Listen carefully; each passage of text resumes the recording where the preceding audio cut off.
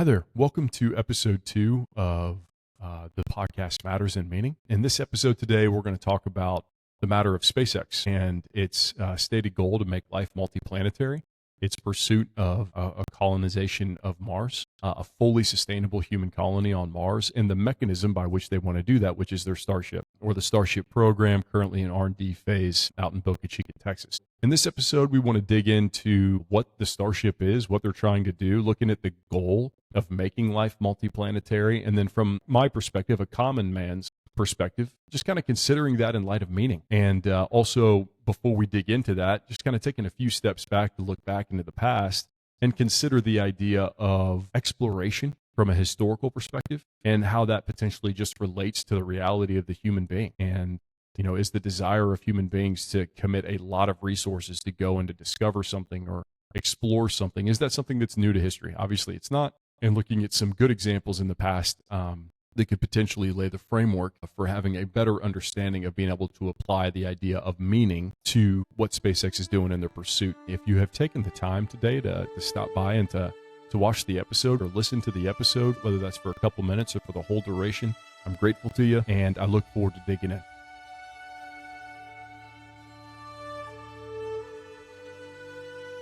What is your worldview? How does that worldview shape and form your understanding of meaning? In this podcast, we discuss various matters of interest and value. But in the end, we want to know the deeper meaning of these matters and how they apply to the world around us and to ourselves.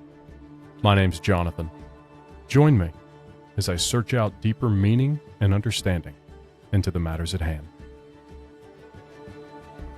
When it comes to kind of considering what SpaceX is trying to do in terms of its pursuit of establishing a fully sustainable human colony on Mars, making life multiplanetary, which is one of their stated goals, and the Starship is the mechanism by which they're going to try to do that, the desire of SpaceX to go and to do what they're trying to do or create the platform for other people to go and do what they're trying to do is exploration. And I wanted to take a few minutes to go into the past to look at the realities of exploration, because I think that can kind of help us when we get to the end of the episode and we start talking about meaning as it regards to what SpaceX is doing in their pursuit of Mars. Is it matterful? Is it meaningful? Is there meaning to it? I think that one of the things that would help with that conversation is to just kind of consider some of the past examples and realities of exploration, which will then help inform what this would look like after, say SpaceX is able to solve the problem of rapid reusability. Say they transition from the R&D phase and they start getting into the operational phase where they're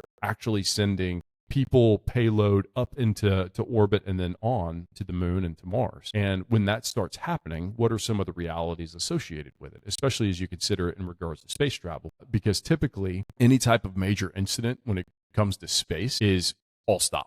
And it's, months or years of them trying to identify what happened, to learn, everything's grounded. So it's very risk adverse is kind of what I've noticed. Now, it doesn't change the fact that things have happened. There's been multiple shuttle disasters. It's innately dangerous. And everybody in that world knows that, whether it was when the government was running it in America or now that it's predominantly transitioned to the commercial and the private sector for spaceflight. Everybody in that world understands the reality of the difficulty of space travel that carries such an inherent risk with it. However, in the past, it's been, hey, something bad's happened, shut it all down until we figure it out, trying to avoid any type of loss as much as is possible.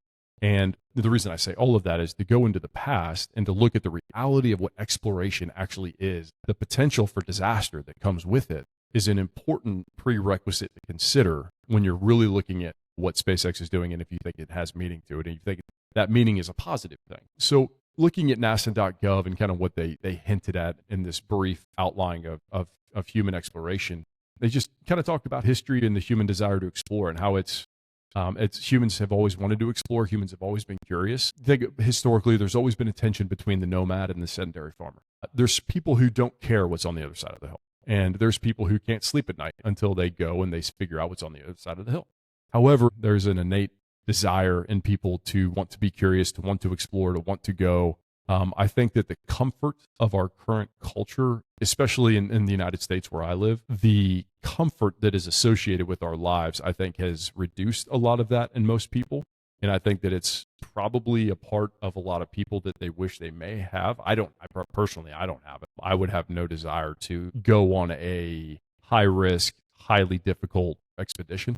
I don't really have that leaning personally right now. However, I know people who it is literally how they are wired. And so I'm going to do two specific examples just to kind of give credence to the fact that human beings have always had this leaning. First, to the Phoenicians. The Phoenicians were the great sailors of the Mediterranean in the ancient world. And, they established colonies all across the Mediterranean, one of which was Carthage itself. Carthage obviously is another great seafaring peoples. They were known predominantly for their inevitable clash with the Romans. The pinnacle that most people would be aware of is Hannibal and the elephants crossing the Alps. However, if you ever have the time to dig into learning about something, the Second Punic War is definitely worth the research and the study. It's a very fascinating thing to learn about. That being said, the Phoenicians were, there was 10 found among them that would indicate that they traveled as far as Britain, right?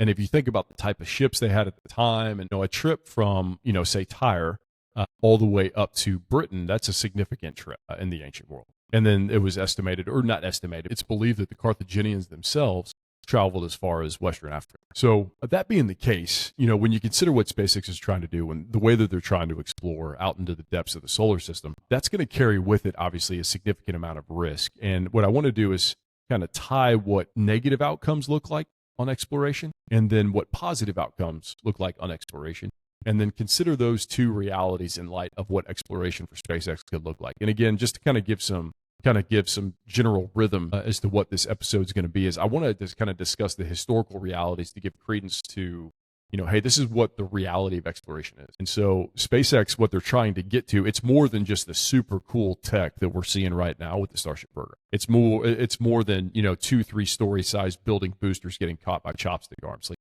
that's really, really cool in the now. However, that's a very, very, very small part of what the exploration into the solar system would be and the risks associated with. So I want to get past the amazingness of what, the Starship itself physiologically is. And I want to get more into the nuances of, what the exploration that will be able to be had as a result of that tool of the Starship will lead to. And I think that we can look into the past to see some examples of, hey, this is what the potential of what it could look like.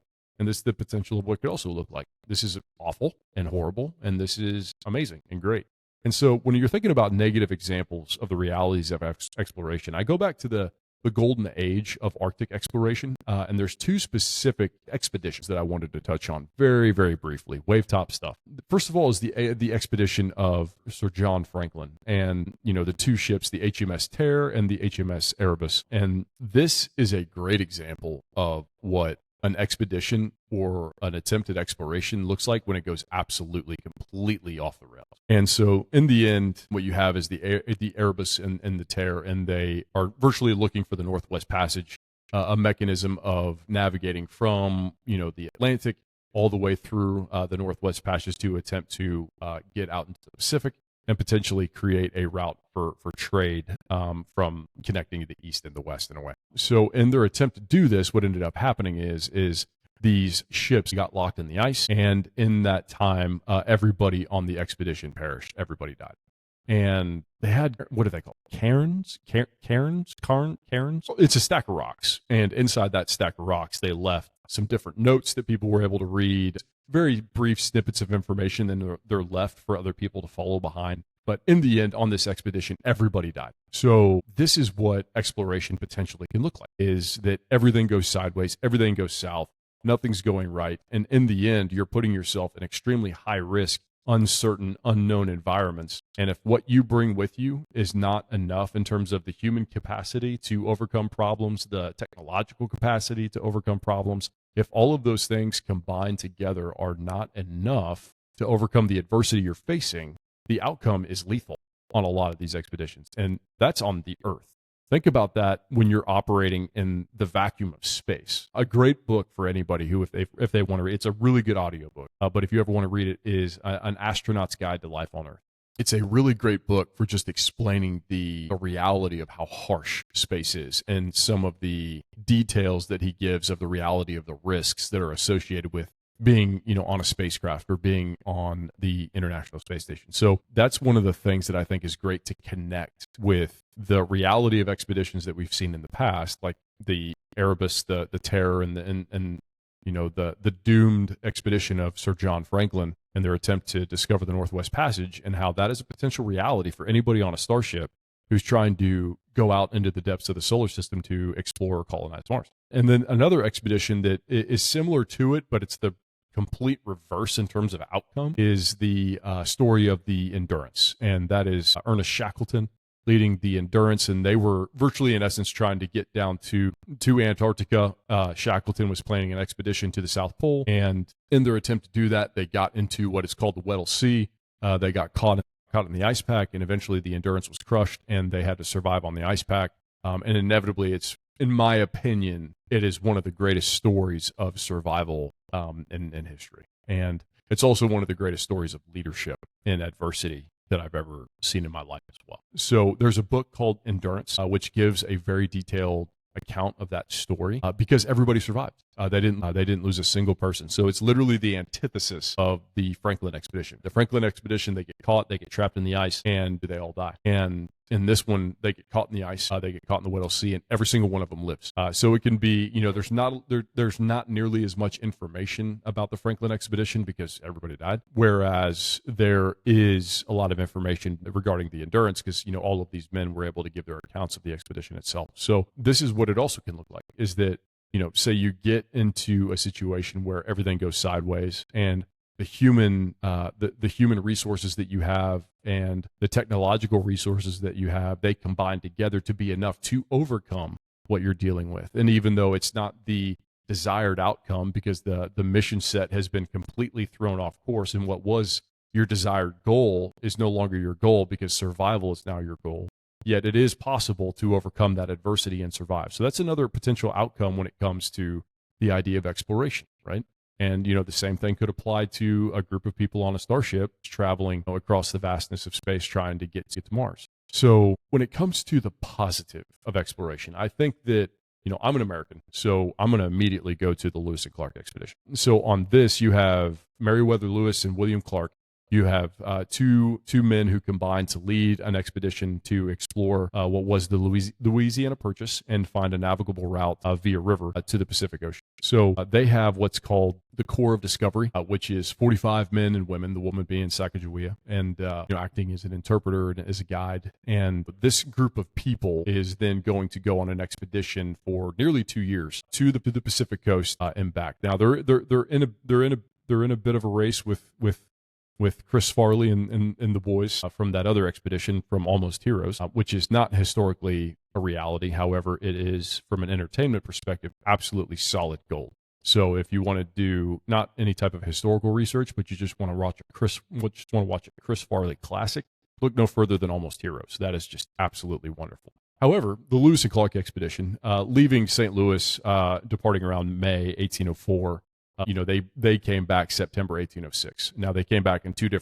they broke up on their way back, but they revolutionized the American understanding of the West and opened the door for American expansion, for the expansion of America into the West. And I know that carries with it a lot of the impacts on native populations and how that works. And I'm not trying to dig into that point. I'm just giving a general point of, hey, this is what a successful expedition looks like, specifically as it regards to human beings, and also as it regards to the things of value that those human beings bring back, which is, hey, nobody dies on this expedition, which is mind-boggling. I mean, for this expedition, in every single American high school, I do not understand this book. That book right there is called Undaunted Courage, written by Stephen Ambrose, and that is about the Lewis and Clark expedition, and it should be required reading in every single high school in the United States of America. It is absolutely phenomenal in terms of just the book itself giving a very clear understanding and description of what this expedition looked like, the things that were done beforehand to ensure that it was prepared to be successful, the leadership that took place on it by Meriwether Lewis and William Clark, and just seeing, little things of what was considered spirit raising to their men. In that book, it talks about them going on a grizzly bear hunt just to raise the spirits of the men. It's just like, that's a different time, that's for sure. However, in the end, what you're looking at is you're looking at an expedition that went all the way to the other side of the country, came back, brought maps with it, brought descriptions of about 120 animal species, 200 plant species. So think about the flora, the fauna, and all of these things coming back from that expedition that are going to be scientifically advantageous. They're going to be geographically advantageous in terms of understanding the continent that they live on. So that's what a successful expedition can be, and the benefits of a successful expedition can be. And that's what could happen with, SpaceX as well. You get a Starship up and you get it traveling to whether that's the moon or whether that's to Mars. They get to Mars. They start to establish a fully sustainable colony there. They get to the point where that's successful. And then they're able to turn from what's the priority there, which is, hey, we need to make this a fully sustainable, so everything's going to be geared from a prioritization perspective towards survival at the onset, right? And then not only having what they need to survive, but then reinforcing that with, tertiary means of ensuring that if something goes offline, there's something else to keep them alive. And then there's, a second and a third life support systems and all the things that would be associated with, hey, that's going to be your priority. But let's say that they're successful after a while. And then from that, they then can turn to exploring. They can turn to, hey, let's dig into the earth here and see what we find. And then all of a sudden they find some sort of a mineral or something that literally changes the landscape of human history in terms of what it can do, not only for them there, but then they can send it back to Earth and, figure. So the reason I say all of that is that when you think about the Lewis and Clark expedition, you think about what it can look like when it is successful and the benefits that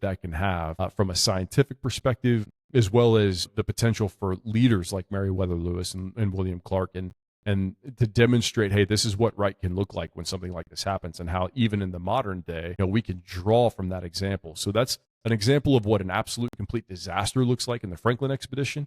That's an example of what a disaster, but the best possible outcome in light of a disaster can look like in the Endurance and the Shackleton expedition. And then literally a flawless expedition in the Meriwether Lewis and William Clark expedition to the Pacific, coming back with not losing anybody, and then also coming back with all the knowledge that they bring with them and how that can potentially look. So that's the reality of exploration, right? Is you have all of these different potentials. One extremely awful, one's very beneficial, one's in the middle that's still terrible, but there was no human capital lost in that. However, they never even got close to achieving what the whole purpose of their expedition was in the first place. And so that's the dichotomy of exploration. And I think it's worth it to kind of go into the past and look at that and learn from that before we dig into SpaceX itself and what they're actually trying to do, and understanding that, hey, it's more than just the technological marvel that Starship is. It's remembering what that Starship is going to be doing and the potential that it's going to be bringing with it from an expedition perspective. This is not something that the people, working on these things are naive to. Like, I believe I listened to Elon Musk do a presentation one time where he talked about the fact of, hey, in this endeavor, people are going to die. And so, these people are not naive to the reality of what exploration like this brings with it, especially if you're operating in space, in the vacuum of space. And like I said, if you have the means and the time and the desire to do it, the book An Astronaut's Guide to Life on Earth is a great read to really get a great appreciation for the realities of space and what people who operate in space have to go through to prepare themselves to be able to function well. So that's going to be something else that's really interesting in terms of kind of attention that's created with what SpaceX is trying to do. So one other thing that I wanted to do from a historical perspective is I wanted to kind of dig into an example that I found that I thought was really interesting and this is going to be more geared towards the idea of meaning in terms of just remembering. It gives a sense of perspective of what seems right now like this unbelievable wave of momentum of the human capacity to build something that's mind-boggling. How it's something that you want to appreciate it while you can, but also doing so remembering that, hey, this stuff can go sideways real quick. And the reason I say that is I just think that it's a good reminder. I don't know. When I think about it from the perspective of meaning and applying meaning to something like this, I think it's good to get excited about it. But let's keep in perspective, this stuff doesn't always work in the end. And that's okay. And does that make the endeavor not worth it? I don't think so at all, but we'll get into that later. So one of the examples that I thought was interesting to kind of think about as it relates to the Starship program historically is in the 1400s, there was a Chinese explorer, and his name was Zheng He. So it's Zheng space He. And virtually he led 7 voyages of trade and exploration from China during the Ming Dynasty to Southeast Asia, Indonesia, and then also over to what would be Eastern Africa, India, just kind of all around the Indian Ocean. And he led these massive fleets of ships and personnel on these expeditions before they were shut down after, I think, the 7th expedition, I think. So, but the reason I say that and how I would compare that with SpaceX is the size of some of the ships that they use. So it's believed that Zheng He that their expeditions had what was these flagships or these treasure ships that were known to be potentially over 400 feet long with 9 sails on them. Now, there's authorities who would present a different opinion on that. Authorities who know well and have studied well the Zheng He's expeditions. Some of them believe it was likely that the ships were a little bit smaller, 5 to 6 masts and 200 to 300 feet. And though that, potentially, obviously that could be the case, I don't know. I haven't done a super deep dive into it. Even if that were to be the case and that were to be the size and they weren't 400 feet, it's still, the size of those boats would have been unimaginable for that day and age. But I'm going to go back to what I was talking about in regards to the size of the boat. So these 9-masted flagships that were 400 feet long, and this is in the 1400s. So I want to give some examples just for how big this ship would have been in that day. So Christopher Columbus's Santa Maria, it was 85 feet long. So that just gives hopefully a little bit of a perspective on how big these ships would have been. A World War II aircraft carrier, specifically the USS Lexington, it was 872 feet long. So these boats would have been in length literally about half the size of a World War II aircraft carrier. So if you pull up a YouTube video of the USS Lexington and look at it, consider a wooden ship that is literally half the size of that. Width being 170-ish feet from some of the things that I looked at. Now, there was a lot of skepticism about these boats. On the Yangtze River, there was some construction workers in 1962 working, and they found a steering post that would have steered the rudder, and it was estimated to be big enough to have been able to move the massive rudder that they found next to it, that would have been able to steer potentially a ship as big as 500 to 600 feet in terms of length. So there was some archaeological evidence that went along with, supporting the idea of the length of the ship being over 400 feet. And so on his first voyage, it's estimated that Zheng He had 62 9-masted treasure ships that would have been upwards of 400 feet long. And the reason that I say all of that and give that example and want to compare it to SpaceX kind of side by side is, so when you're thinking about the 1400s, there are no mechanical sawmills in that day and age.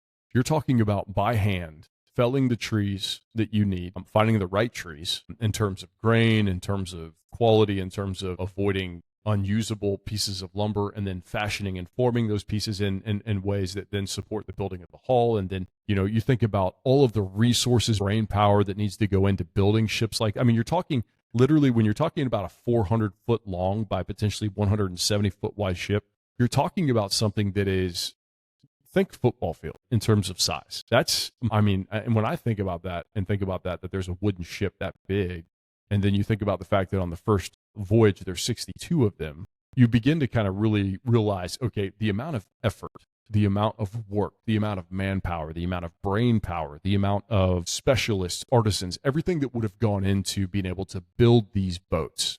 It would have been a gargantuan effort. You just think about like I said, the amount of timber and lumber that you would need, and the people to fell the wood. That's just to cut the trees down. That doesn't include everything else that would go into shaping and forming. Then you have shaping, forming the planks. I've talked about that. You have shipwrights, hull construction, woodworking, and caulking. You have metalworking, sail makers, rigging specialists, specialized artisans for special things about those craft, whether that's military specifications that they're putting on it for defense perspectives or offensive perspectives. And it would just, the amount of people that would be required to pool the resources, both financial resources, economic resources, but also the human resources needed to bring those things about. And I think about, in dry dock, what those would have looked like as they were building them. Is people walk up, and people are used to, seeing 10, 20, 30-foot boats, and then all of a sudden there's this 400-foot long boat being built. And you see it out of water, and it looks, it would have looked like something out of, for us, we would say, out of outer space or something alien, right? And it would have been the exact same for them at that time to see those things. And what was really, really fascinating was the outcome of these gigantic ships that they built. And the outcome was that the Chinese looked inward after a while and decided to suspend the expeditions and funding those expeditions. And so the ships were virtually left to rot in the harbors. And the craftsmen forgot how to build them. Such large ships, they forgot how to build them, and the knowledge slipped away. And, you have to think, and you can't help but think, was everything done up to that? Was it all just a waste? I mean, think of the amount of I can't emphasize it enough. And I think it's really hard for us to get our minds wrapped around it, and for good reason. I'm not trying to say that in a demeaning way. I'm just saying that from the perspective of it's not a reality for us. It's not a, you think about somebody back then and trying to impose upon them the expectation of them fully appreciating what goes into making a steel-hulled ship in the modern day. They're not going to be able to appreciate that. And it's not because it's demeaning on them. It's just the fact that they can't. And it's the same for us thinking about those massive wooded ships in the past. It's not a reality for us anymore. It hasn't been for, a couple centuries almost. It's just going to be hard for us to appreciate it. However, in the end, those ships were just left to rot in the harbor. And it results in finding their steering posts on the banks of the Yangtze River. The thing that I've thought that's fascinating is when you think about that from a comparative perspective, one day, 100 years from now, if SpaceX isn't able to solve the problem of rapid reusability, is Boca Chica, Texas just going to be these two random towers covered in rust out in the middle of nowhere, just sitting there? And there's sections of old Starships or old boosters that were just kind of left to rot, and they're not left to rot, they wouldn't rot, but left to rust down there. And people are down there seeing those things or discovering those things or digging those things. It's so interesting to think about that being the potential reality for this new starbase that's just this starbase that's been built down there right now. And I think that historical perspective, I think, is a healthy thing. However, I also think it's worth realizing that the idea, and the reason I gave that entire example is the idea of people pooling a significant amount of resources, both economically, financially, but also from the human perspective of getting the specialists needed to actually make it a reality. That's not something that's new to history. That's not something that's new in our reality. Like 600 plus years ago, Zheng and those guys went through the process of building this massive fleet and these massive ships that would have been just mind-boggling in the time. And now SpaceX is building this massive Starship that dwarfs anything that's ever come before it. I see the comparison between the two. I see the connection between the two. And I think that the outcome for the treasure ships of Zheng He's fleet is a very good reminder for what potentially could be the reality for the Starship program. Now, I hope it's not. I hope that they're very different stories in terms of outcome. But I think that that's just a really good, humbling reminder of, that's just the reality and that's the ebbs and flows. So kind of transitioning now from the past and into the actual discussion and the matter for today, which is Starship and which is the SpaceX program. I wanted to do this in an episode because it's something that I just think is so fascinating. What they're doing is mind-blowing. I mean, it's just mind-boggling. So what I want to do is just kind of lay out what the Starship program is. So for anybody listening, this is a common man's perspective. I am just somebody who appreciates what they're doing. I really am trying to tune in. There's some really good resources on this in terms of content creators. NSF, or NASA Spaceflight, is a YouTube channel that is really, really good at doing just kind of consistent coverage of what's going on at Starbase. There's, What About It is a great YouTube channel as well, and they do a great job of covering what's going on at Starbase. There's another YouTube channel under a guy named Marcus House. He does a really, really good job of building episodes as well. So those are three kind of YouTube channels specifically that if you ever just want to get a general interest in the Starship program and hear it from people who are much more well-informed than I would be, those would be really, really good resources to watch. And if there's ever a Starship test flight, there are also great resources to see both on the back end, but also like NASA Spaceflight does a really good job of covering the actual events live when there's actually test flights. So that's more of just kind of giving a shout out to those guys. So whether you're listening to the podcast on, YouTube itself, whether you're listening on Apple, whether you're listening on Spotify, wherever you're listening to the podcast, if you ever have an interest in learning a little bit more, those are all great YouTube resources that are real easy to pull up some videos and learn some things that it's worth your time. So in the end, what is the Starship? So the Starship is the transportation system that's going to make life multiplanetary. That's going to be, in essence, what SpaceX is trying to do with this platform. So just a brief background on SpaceX itself, on what it is and why it finds itself where it is now. So Virtually, Elon Musk created it in 2002. In August 2006, they won a NASA competition for funds to build and demonstrate a spacecraft that could potentially service the International Space Station. This is going to be virtually in response to the decommissioning of the space shuttle and the desire to privatize or to push space travel into the commercial or the private market. So SpaceX, they failed to attain orbit on what was their Falcon 1 launch, which was in 2007. And also in August 2008. So they had 2 failed flight attempts, and they were on their 3rd attempt in September 2008. And they became the first privately owned company to send a liquid-fueled rocket into orbit. After doing so, they won a NASA contract to service the International Space Station. That ushered in the era that we're in now of commercial spaceflight. They're the first private company to launch and return a spacecraft from orbit. They're the first private company to launch a crewed spacecraft and dock it with the International Space Station. They also were the first ever to return and land and reuse the first stage of a rocket booster. This would be think about their Falcon 9, which is going to be pretty much the workhorse of SpaceX, and they land those first stage boosters. They land those on drone ships out in the ocean. They'll bring them back sometimes to the actual launch site. They also developed the Falcon Heavy rocket as well. So the Falcon 9 is the workhorse, but they also developed the Falcon Heavy with the goal of breaking the $1,000 per pound to orbit in terms of the payload going up into space, how much it costs per pound. So say you have a satellite that weighs, 150 pounds, you're paying less than $1,000 per pound on that to get that into orbit. Their Falcon Heavy had the goal of breaking that $1,000 per pound barrier, and that has two boosters that come down to land, which if you've ever seen a Falcon Heavy land if you've ever seen them land 2 of the boosters simultaneously, it's worth taking a look on YouTube at a video for that, because it's really, really neat. The Starship is the ultimate expression at the current date of human capacity in spaceflight, or at least up to this point in history. And I'm sure that, a few years or 10 years or 100 years from now, there's going to be the next step in that evolution of spaceflight in terms of humans' ability to go into space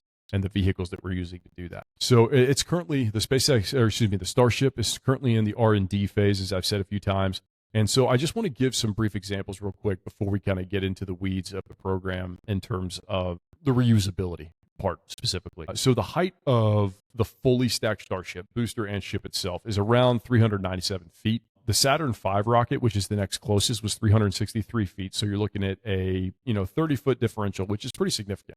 When you're thinking about thrust at launch, and this is absolutely mind-boggling. And that is the Starship will have 7,590 tons at launch, and the next closest is the SLS Block 1, which is 3,990 tons. So you're looking at the amount of thrust at launch on the Starship and the booster is literally double what the next closest one would be, and that is mind-boggling. So when it comes to payload to orbit, a fully reusable Starship should be able to get 150 tons of materials up into orbit. So the next closest in terms of tonnage was the Saturn V, which could have gotten 140 tons into space. Now you look at that at face value and you're like, wow, that's pretty close. It's not really a big deal. I'm like, well, when one rocket is fully rapidly reusable and the other one is completely expendable in terms of there's nothing about it that's reused at all, it's not designed to be, and one can still get more tonnage into the orbit than the other, you begin to realize, okay,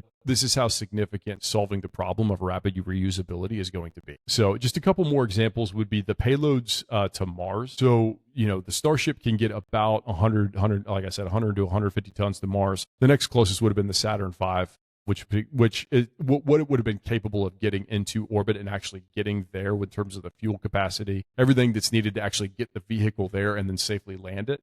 Would have been about 50 tons. So these comparisons may not seem like much, but we're talking about the biggest rocket ever made, the biggest flying object ever made by man, and they are attempting to make it so that it is rapidly reusable, right? That has got to be emphasized across the board.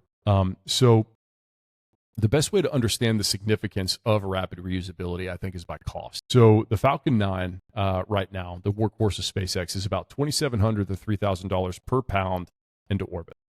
So if you had a 1-pound dumbbell and you put it on the Falcon 9, it's going to cost you about $2,700 to $3,000 to get that thing up into the Saturn V, and this is adjusted for inflation because this was a rocket used during the Apollo missions pretty much, was $20,000 to $30,000 per pound. The SLS with NASA would average out to about $50,000 per pound. A fully reusable Starship is about $45 to $100 per pound. And there's a stated goal by SpaceX. This is a long-term goal with the desire to potentially get that down to $6 to $10 per pound. And so that is the difference in rapid reusability, right? The Falcon 9, which is not a rapidly reusable rocket, there's a part of it that is lost in terms of, I think it's the second stage, I think, is not reusable, but the first stage they bring back, but they have to refurbish it. So looking at all those price differentials, it can be very easy to see very quickly how significant of a difference being able to rapidly reuse a rocket is when it comes to the financial component of spaceflight. And that's honestly been probably one of the biggest deterrents when it comes to really trying to invest in going into space. I mean, if you're paying $50,000 to get a single pound into orbit, it's the cost benefits, the cost benefit analysis on that is obviously going to err very heavily on the side of never going. So if SpaceX can solve the problem of rapid reusability, it will change the world. And it's not only in terms of spaceflight to Mars, in terms of trying to colonize the planet. You think, and I don't know if SpaceX would want to do this or not. I don't know what they have a very specific stated goal. I don't know if they're building starships for any purpose to, service anything on Earth in terms of using it commercially on Earth. But if you've ever watched a Starship flight or one of their test flights, they've been landing the second stage, the Starship itself. They've been, before their version 2 came out, and they've been having some version 2 troubles, especially with the Starship. So they haven't gotten any re-entry data really, or that's good re-entry data, I don't think, off of the version 2 of the Starship. But the version 1, they were bringing it down through the atmosphere, and they were doing, landings in the Indian Ocean. And if you were watching those test flights from the time that it took off till the time it got over to the Indian Ocean, you're looking at about 40, 50 minutes, right around, maybe a little less than an hour. So the reason I say that is consider the implications of being able to fire a rapidly reusable rocket that can carry 150 tons into orbit and bringing that down at a different location on the other side of the Earth within an hour. Think about that from a supply chain and logistics perspective. And that if there's another tower at a different location, the tower can literally catch this rocket, take it, turn it, put it back down on a booster, reconnect it, refuel it in about an hour, and then shoot it back up into space again. Now, obviously, if it's carrying payload, that payload would have to be offloaded, or I don't know how that would work, and, I'll be sure that they would have designs. But you think about how that could have, significant impacts on, think about a container ship. A container ship typically to cross from the west coast of the United States to go to China or vice versa, you're looking at about 16 to 18 days. So you're looking at a little bit over 2 weeks to get everything on that ship from one side of the ocean to the other. Can you imagine being able to fly and say you were doing one flight a day, right? Starship flew over to the other side of the world, dropped off its payload, took back off, flew back over to the other side of the world, and then landed, got reloaded, and was ready to go the next day. You're talking about sending 150 tons a day for 16 days to the other side of the world and back if you needed to, in the time that it takes one container ship to get from the west coast of the United States to China. Think about that from a logistics perspective. As I think about that, it's mind-boggling to me. So you think about the impacts that could potentially have on Earth itself if rapid reusability is able to be solved. You can also think about that from a military perspective as well. Think about being able to exert combat power on the other side of the world in less than an hour. Think about that. That is insane to think about. Being able to literally take 150 tons worth of men and equipment and put them on a Starship, shoot that Starship up into low Earth orbit, bring it down, land it at a designated landing location, then taking those individuals off of that Starship and then putting them on, say helo assets. And people would respond to that, say, well, that's what the fleets are out there on the oceans for. You can do that from an aircraft carrier that's right next to it already. I'm like, yeah, you could do that at the onset, but then you could potentially reinforce those people.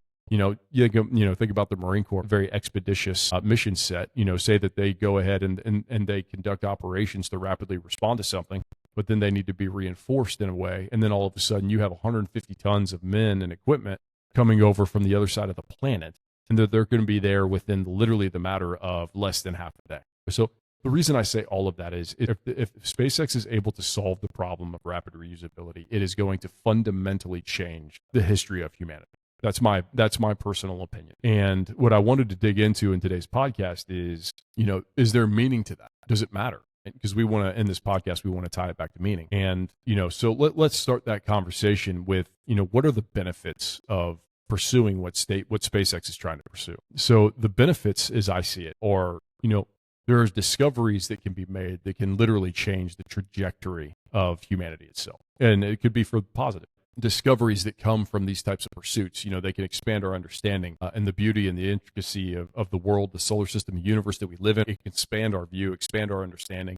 And that's always, I think that's a very positive thing. And it also, what does trying to solve extremely difficult problems, what does it require us to do that, right? It requires teamwork. It requires pooling resources. It requires specifically valuable human resources. The most intelligent, capable people on the planet are needed to solve these problems. And, how beneficial can it be to have that many brilliant people together with shared purpose and drive? Now, there's absolutely examples in history where very brilliant, capable, resource-rich people, I guess would be the way to say it, have gotten together to do absolutely horrific things, right? So I understand that can be used to a negative end, not just a positive. But if the mission statement and the mission set is for the benefit of others and the benefit of humanity in a way that everybody can agree on it, those people getting together to work together, I can see how that can be a very positive thing. So some of the negatives that we can consider as regards to, the pursuit of something like this.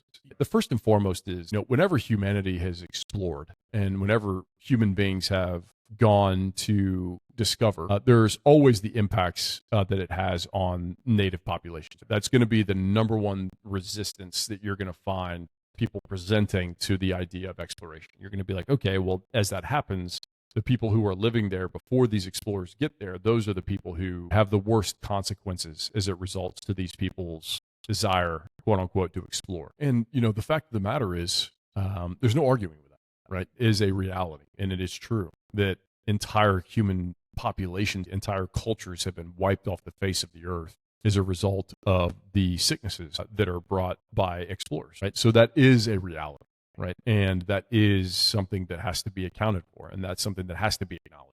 But when it comes to this specific example that we're talking about today, when it comes to the SpaceX, pursuit for Mars, that's not something that's applicable.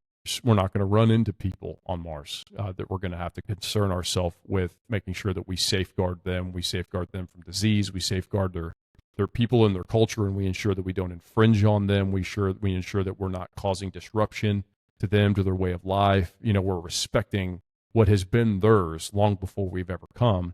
That's not a reality when you get to Mars. And so that, while that's an ethical challenge that I think deserves conversation and consideration, it's not applicable in this instance. Right?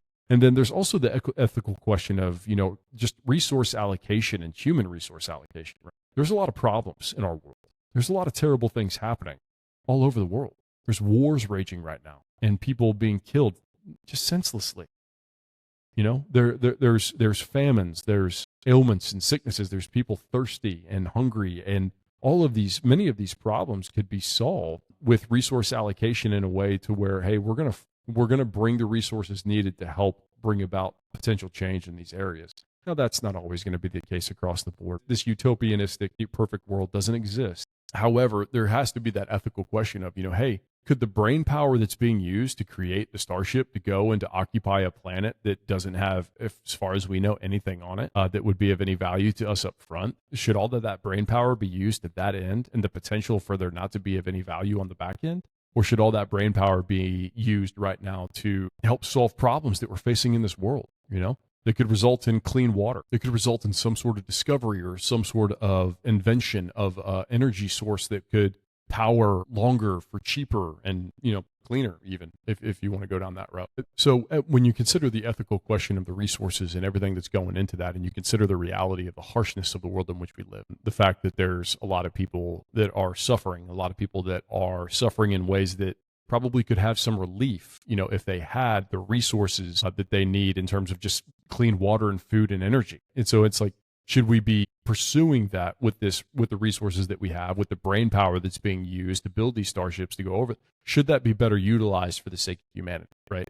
I feel like that's a fair ethical question to ask and to bring about. Now, my response to that question is that I have absolutely no right to tell somebody else where they should or should not use their resources. And I have absolutely no right to tell someone where they should or should not bring their talents to bear. You can have that ethical discussion. You can have the conversation about, is it or is it not right? But the fact of the matter is that's really a moot point, because those aren't my resources and that's not my brain power. And it's not for me to say whether they should or whether they shouldn't. And it's absolutely not for me to say or to make others who are choosing to use their gifts or their skills, their resources, their brain power in a certain way, to use that ethical question as a mechanism for guilting people to make them feel bad for what they're doing. I think that that's absolutely and unequivocally wrong. And I think it has absolutely no place in the conversation when it comes to what SpaceX is doing with Starship and its goal of making life multiplanetary. It was important to me to really emphasize how I think that what SpaceX is doing with their Starship program matters. And I think it has meaning to it.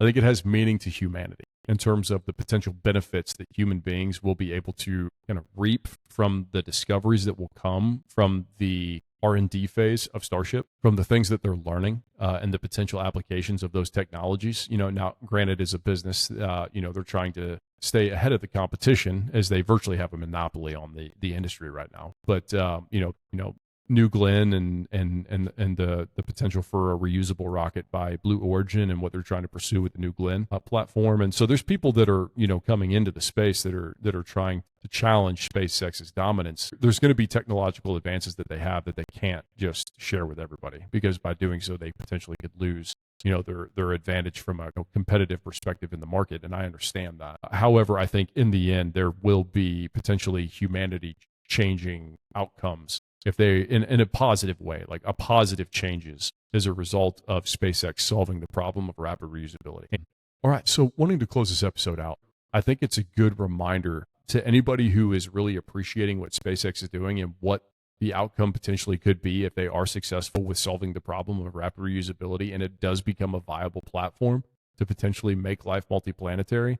It's remembering that this is just going to be, in the end, what the Endurance was to Shackleton. It's going to be what the Erebus and what the Terror were to Franklin's expedition. It's going to be what the canoes and the barge were that were being used by Meriwether Lewis and William Clark when they went up the Columbia, when they went up the Missouri, when they went up the Mississippi rivers. Those people had boats that they were using to get to where they needed to go. And it's the same thing. The Starship is, in essence, the modern day boat for these potential explorers and these potential people to do these expeditions. And I think that those historical examples, what they give us, is the reality of what the Starship is actually working to be. And that's just the mechanism of these people who are going to be the ones doing this exploration, the potential hazards that are going to be associated with such a trip and such a journey. And then obviously you look inside of that and you think, hey, like ethically, like should we be spending the human capital of the best and the brightest needed to go and do these things? Because like that book that I've referenced multiple times, An Astronaut's Guide to Life on Earth, you really appreciate that, you can't send a schlub up into space. So understanding what it takes to operate effectively in that environment, the training that goes into ensuring that somebody is prepared to be effective in that environment, the education and the training that are needed for somebody to be capable of adding value. In that book, he talks about being a -1, a 0, or a +1, and knowing when to be what. So you think about everything that goes into being able to make those things effective. Like that's the inevitable reality of what the Starship is. It is nothing more than the boat. It is the Endurance. It is the Erebus. It is the Terror. It is the Lewis and Clark barge that's going to get people right on an expedition on which they potentially could run into issues where, like the Franklin expedition, they find themselves in a situation they can't overcome by brain power or by technological power, and everybody dies. Or it's going to be like the Endurance. Maybe the Apollo 13 would be a better example in this situation. Like the ship malfunctions, things don't work, but the human brain power and the technological capability they bring to bear is enough to overcome the problem to where they survive. So they don't complete the mission that they're trying to complete, but everybody lived. Or like Lewis and Clark, you have an expedition that makes it to its end goal. They have the discoveries that they bring from along the way. Human beings, benefit from the discoveries that they make in terms of understanding the wildlife, in terms of understanding flora and fauna, in terms of understanding just what the geography of the rest of the continent looks like, the lessons learned in terms of everything that goes with an expedition like the Lewis and Clark expedition of, how to effectively navigate a river, how to portage properly, all the lessons that can be taken and learned that can be passed on. So it's like, you think about that from the perspective of a Starship making it to Mars and establishing that colony and the lessons that they're learning about space flight and space travel and then you begin to realize, oh, wow, I don't know about, when it comes to think about Star Trek, you think about, now I don't know if like the idea of something like warp speed is, I don't even know if it could even be a theory, let alone reality. But then you begin to see, okay, now we start taking these steps, and all of a sudden you can begin to understand how we can colonize the actual solar system itself. So I think that there's a lot of meaning. I think that there's benefit in what SpaceX is doing. I think that even in light of the reality of the expedition side and taking those historical examples of knowing, hey, this is, potentially highly risky and people could potentially die. It's like, well, these people that are going to be going on these trips are going to be going because they want to. They're going to assess that risk and they're going to decide that the juice is worth the squeeze, is it worth? Like that is worth taking the risk to do. And the reality is that there's going to be people who are wired that way, who see that not as a negative thing, but see that as a positive thing. Even the potential outcome of losing their lives on an expedition like that is still potentially worth it to them. And there's going to be people who look at that who are just like, how in the world could you ever want to do that? That makes zero sense to me. I think that we live in a time and an age where people have a tendency to impose their perspective on those situations. And the fact is you can't do that because there's people who look at that potential of traveling across the vastness of space to a different planet. And there's people who see that and they think cost benefit analysis. So I die. At least I'll die doing something absolutely epic. There's people who look at that and they think that's awesome. And I think that it's important for people who don't see it that way to not be hindrances to people who do, and to understand that it's okay for people to go and get after it like that. And it shouldn't be for people to be negative about it and resistant to that, or to bring up unfair ethical questions that guilt people in a way that's completely unfair. So I thought about all of those things in light of what SpaceX is doing, and I just kind of felt the need to put it all together in an episode and share it. So if you took the time to stop in today and have a listen, I really appreciate you. I hope that there was some value in it in terms of, if anything, the historical realities of looking at expeditions in the past and understanding that, there's a cost that's associated with those. And whilst what SpaceX is doing right now is amazing, I think it would behoove those of us who are fans to remember that in the end, like I've said multiple times, like this is just a vessel to take people on potentially very hazardous missions. And that shouldn't be something that I think that is brought up as a means to deter people. I don't think that that's it. I think that it's just a reality that I think is good to remember and to consider that, this is going to be more than just really cool techie space stuff. This is, the potential for very harsh realities that come with expeditions like the ones that would be to go to a different planet, and especially through the vacuum of space. I feel like it was just a fun conversation to have. It was fun for me to prepare for. So I hope that if you did stop by and tune in a little bit, I hope it was a potential benefit to you. I hope that if anything, the historical realities of it would be a benefit, or if anything, you can just know the book that I've referenced multiple times in An Astronaut's Guide to Life on Earth, and just know that that's worth a read if you ever get a chance. So again, thanks for stopping by. I hope you have a wonderful day, and we'll see you on the next episode.